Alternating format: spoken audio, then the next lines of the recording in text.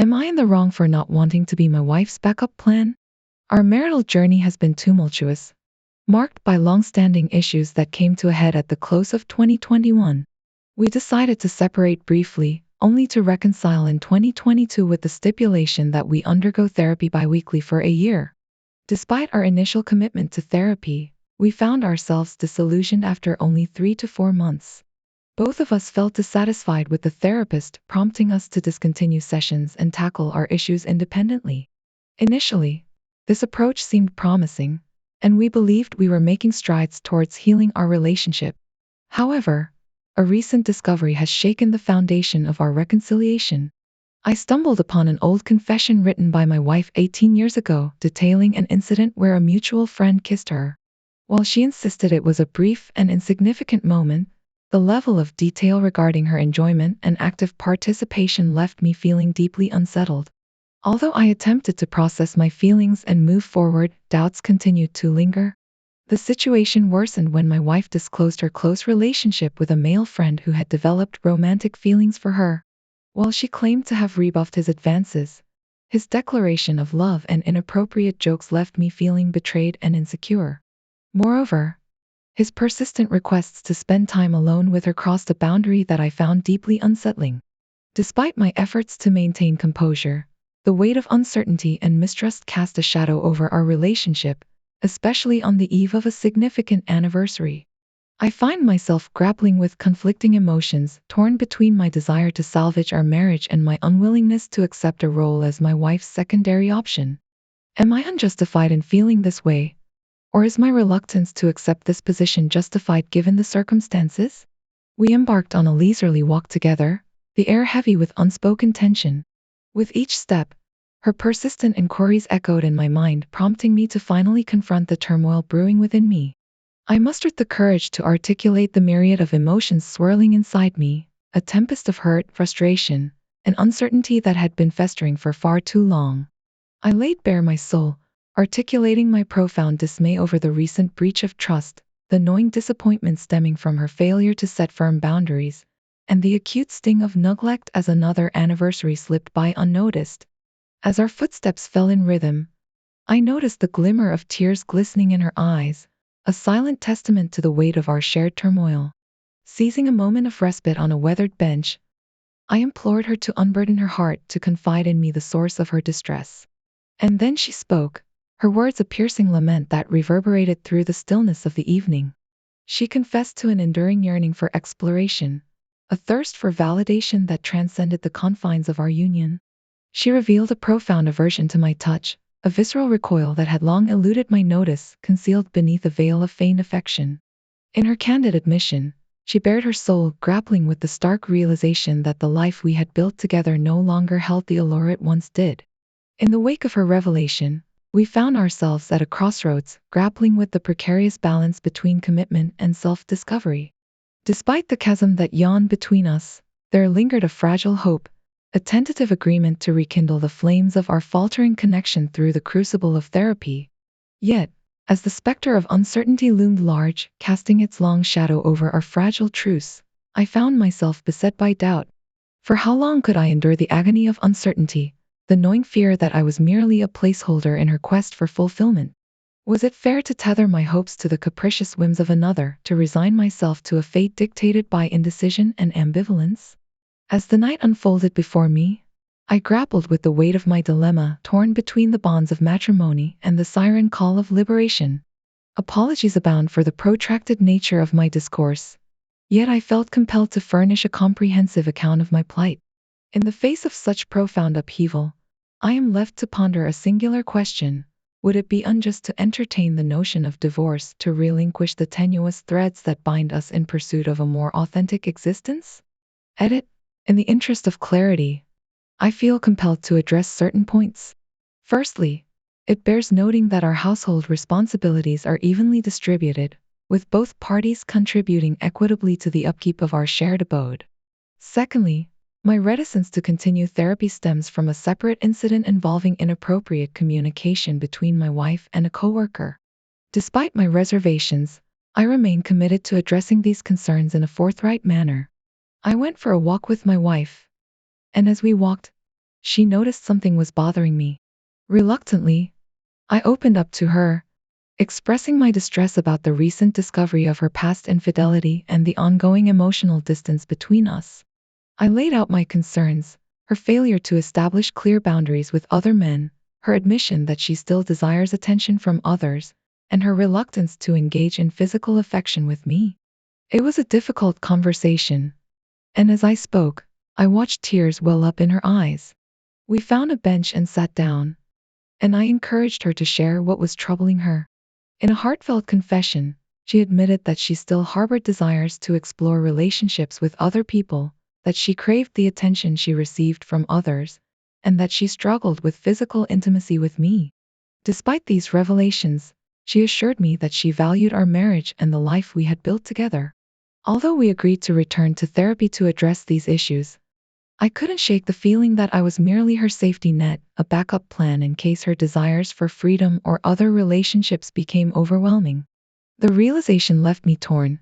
On one hand, I cherished my wife and our life together, but on the other hand, I couldn't bear the thought of being relegated to a secondary role in her life. Reflecting on our conversation, I grappled with the decision of whether to continue in a marriage where I felt undervalued and uncertain. Despite my love for my wife and our children, I couldn't ignore the nagging doubt that lingered in my mind. It was a decision fraught with pain and uncertainty, one that would shape the course of my life and the lives of those closest to me. As I sought advice and support from others, I was met with empathy and understanding. Many encouraged me to prioritize my own well-being and happiness, recognizing that I deserved a relationship built on mutual love and respect. It was a sobering realization, one that forced me to confront the harsh reality of my situation and consider the difficult choices that lay ahead. In the end, I knew that I had to weigh my own needs and desires against the commitment I had made to my wife and family. It was a decision that I couldn't make lightly, but one that I knew was necessary for my own emotional health and happiness. And so, with a heavy heart and a sense of resignation, I began to contemplate the possibility of a future without the woman I loved. Update: following my initial post, I received an outpouring of support and advice from the community. After much deliberation, I finally had a candid conversation with my wife about the state of our marriage and the challenges we faced. It was a difficult conversation, but one that was long overdue. I took out my phone and began to read aloud the words I had carefully composed, urging her to listen without interruption until I was finished. As I spoke, the weight of my emotions hung heavy in the air. I don't understand what you hoped to achieve by confessing that you find my touch repulsive, I began. You've expressed a desire to explore relationships with other men and women, to be alone. Perhaps you believed that honesty would absolve you of any wrongdoing, but in truth, it revealed a profound lack of respect for me. The words poured out as I continued, each one laden with the pain and frustration I had carried for far too long. You fail to consider my feelings, seeking validation from others without regard for the consequences. Boundaries have been crossed time and time again, yet I cannot recall a single instance in our 20 years together where you've drawn the line. I recounted the incidents that had brought us to this point, highlighting her reluctance to address inappropriate behavior from mutual acquaintances. You let a friend profess his love for you, make inappropriate comments, and yet you saw no reason to put an end to it. You prioritize your own need for validation over my feelings, my well-being. Tears welled in my eyes as I spoke of my unwavering love and devotion, contrasted with her apparent disregard for our marriage and family. I have stood by you through thick and thin, never wavering in my commitment to our relationship.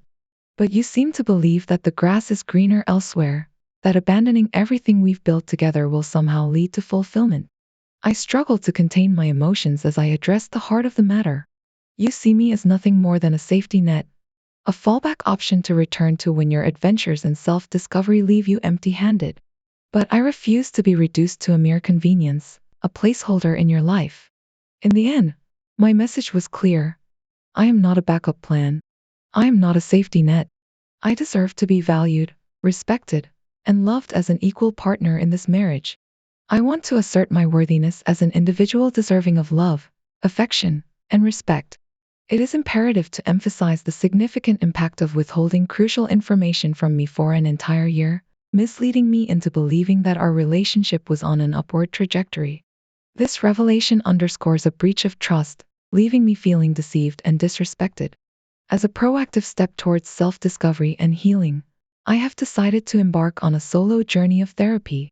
This decision stems from a profound need to understand why I have tolerated such emotional neglect and mistreatment from the person who should have been my foremost supporter and confidant. At this juncture, I am not advocating for a divorce. However, it is paramount that we chart a new course forward. To facilitate genuine growth and reconciliation, I propose a series of transformative measures. Firstly, I request that you engage in individual therapy to explore and address your personal struggles and underlying motivations. This process will provide invaluable insights into your emotional landscape and equip you with the tools necessary for self-improvement. Moreover, I urge you to cease seeking validation from external sources, particularly from individuals outside our marriage. It is essential to establish and enforce clear boundaries to safeguard the integrity of our relationship. I cannot overstate the importance of rebuilding trust and fostering open communication between us. Additionally, I express my expectation for romance and affection in our daily interactions. While I acknowledge and respect your preferences, it is unfair to deprive me of romantic gestures and intimacy based on your personal aversions. Every individual deserves to feel cherished and desired within their relationship, and I am no exception. Furthermore, I adamantly oppose the notion of an open marriage. Monogamy is a fundamental tenet of our commitment to each other, and any deviation from this principle undermines the foundation of our union. If this stipulation proves incompatible with your desires, I am willing to entertain discussions about the possibility of divorce. Despite the assertive tone of my message, it is crucial to reiterate that my intentions are rooted in a deep-seated love for you. I envision a future where we can rebuild our bond on a foundation of mutual respect, trust, and unwavering commitment. However, I refuse to compromise on my self-worth or settle for a relationship devoid of fulfillment and reciprocity.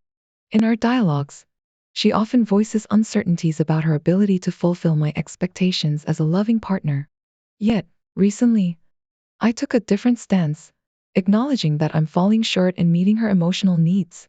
This pivotal realization catalyzed an open and honest conversation between us, prompting her to make the courageous decision to seek therapy. Despite the prevalent advice urging an immediate end to our relationship, I've opted to take a different path. After 2 decades of shared history, I can't simply discard it all without exhausting every effort to salvage what we have. I'm deeply appreciative of the unwavering support and guidance from those who have accompanied me on this journey. While the road ahead may be uncertain, I'm choosing optimism and perseverance. While some may advocate for a swift divorce, I've chosen to invest in the potential for growth and reconciliation within our relationship. Undoubtedly, her actions have displayed disloyalty and infidelity, laying bare her priorities. However, I believe that abruptly ending things may not necessarily lead her to reassess her choices. While my approach may seem like grasping at a semblance of control, I'm steadfast in my belief that it's worth the effort. Every individual's circumstances are unique, and for now, I'm committed to confronting mine with courage and determination. In a separate scenario, I grappled with the question of whether ending a relationship due to infidelity, even if it occurred before exclusivity, would cast me in a negative light. While I find contentment in the various aspects of my life, I don't actively pursue romantic entanglements. However, occasional encounters and dating opportunities do present themselves. Despite harboring hopes of eventual marriage, it's not an all-consuming priority for me. Should someone I'm involved with engage in activities outside our relationship before exclusivity is established, it may unsettle me. Nevertheless, I recognize that each person navigates such situations differently, and it's imperative to honor one's boundaries and values. I met Helen, a 28-year-old woman, at a party through mutual friends, and we immediately hit it off. Our first date went exceptionally well, and we ended up spending a lot of time together over the next couple of weeks, exchanging texts and occasionally talking on the phone. I must admit, I started developing strong feelings for her rather quickly. She seemed to possess all the qualities I admired in a life partner: intelligence, independence, passion, kindness, not to mention her striking beauty. However, things took a turn for the worse last week when she asked me if I was seeing anyone else. I assured her that I was not, emphasizing that I don't engage in multiple relationships simultaneously. Curious about her situation, I asked if she had been seeing other people, to which she admitted she had been seeing two other guys. Despite her desire to be exclusive with me, she confessed to sleeping with both of them at least once since we started dating. In that moment, I realized I couldn't continue seeing her. I felt betrayed, realizing I was merely one of several options for her. Although she argued that since we hadn't discussed exclusivity, she didn't owe me anything, I couldn't shake off the feeling of being misled. It became apparent to me that our perspectives on relationships and intimacy were vastly different. While she expressed fears of ending up alone due to past experiences with commitment-phobic partners, I couldn't comprehend why she would keep casual partners around if she desired something serious. Her admission of past hurt resonated with me, but I couldn't ignore the fact that she wasn't willing to take a chance on us. I refused to play the role of an intimacy therapist in her journey to overcome her fears. Though I didn't articulate this to her, I made it clear that I couldn't continue our relationship. Her tears and laughter in response to my decision only affirmed my choice. Upon sharing my experience with friends, they rallied behind me, echoing my sentiments and offering their support. In the end, while it's painful to walk away from someone I had grown to care for, I refused to settle for anything less than a genuine connection built on trust and mutual commitment. I engaged in a discussion about feminism and slut-shaming, which, upon reflection, may have seemed unfair to Helen. My intention wasn't to belittle her but rather to express my feelings about our compatibility or lack thereof. It felt like the right moment to end things, given our differences. Regarding the top comments, the consensus seems to be that there are no clear holes in this situation. It's acknowledged that ending a relationship is a personal choice, and everyone has the right to do so if they're uncomfortable. Similarly, Helen has the freedom to explore other relationships, especially if there hasn't been a prior agreement on exclusivity. However, it's emphasized that clear communication about expectations from the outset of dating is crucial to avoid misunderstandings down the line. In hindsight, it's evident that having a conversation about exclusivity early on, perhaps even before becoming intimate, could have altered the course of events significantly. This dialogue would have signaled commitment and seriousness, clarifying that casual relationships weren't part of the equation. Helen's assertion that no wrongdoing occurred underscores the importance of clear communication and understanding each other's boundaries. It's regrettable that such a conversation didn't take place earlier, as it could have resolved or even prevented many of the issues that arose.